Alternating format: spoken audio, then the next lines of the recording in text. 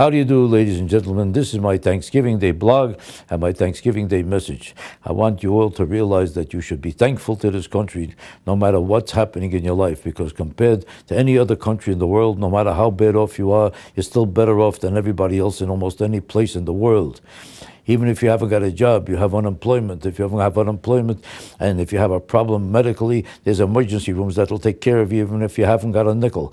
No matter where you are, you'll never starve, because there's all kinds of systems in this country to guarantee you food stamps or something else to make sure that your family has enough to eat and enough to survive. Because no matter how bad things are, the one thing you know is that in this country it'll get better, and it'll get better very soon. And it's never a long period when people are suffering or struggling in this country to such an extent that life is unbearable or so difficult that you can't realize that you're in the greatest, most powerful country in the world that provides you with more of the goods of life than any country, any place on earth. And no matter how bad you're doing now, there's always a better tomorrow, because everything is open to you and every possibility is available to you.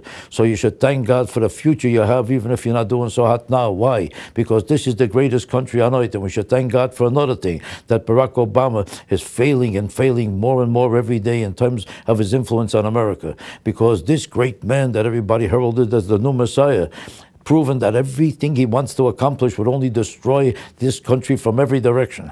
And if he hasn't been able to accomplish what his goals were, he is saving America by being a failure, and he's becoming a bigger failure every single day, and we should celebrate every failure that he has.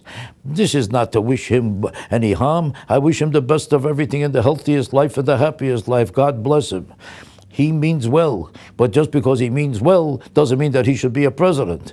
And we should thank God that it looks like he's going to lose sooner or later the presidency of the United States. I don't want my mother to be a president either. That doesn't mean I wish her any harm. Not everybody deserves to be a president. This should be a man like him should be a doorman, should be a singer, a dancer, a pilot. He could do a lot of things, but he does not belong in this office.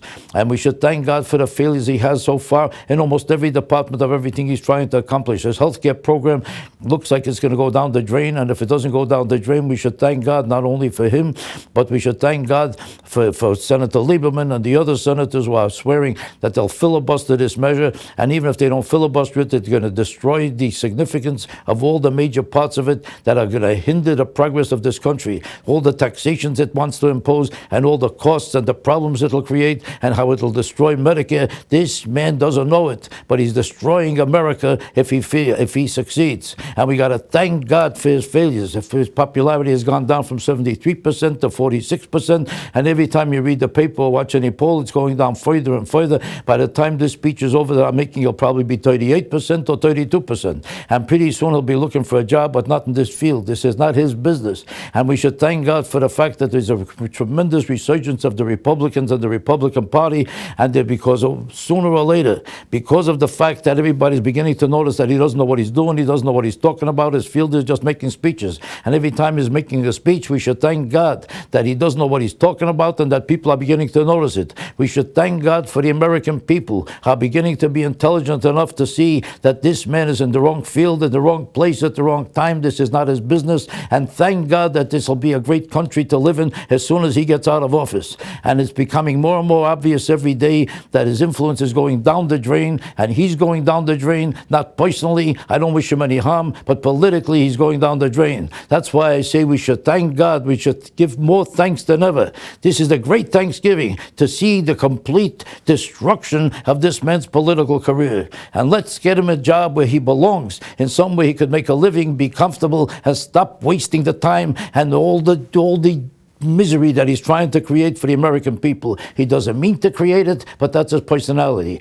That's his character. He can't help it. He doesn't know what he's doing, and sooner or later, if he loses enough influence, this will become the greatest country in the world again, as it should be, without the influence of Barack Obama. So thank God for this country. This is a great Thanksgiving Day for America, and America was never better shaped now than it is now, because now we see the end of the influence of Barack Obama. Good luck to you. Find a job.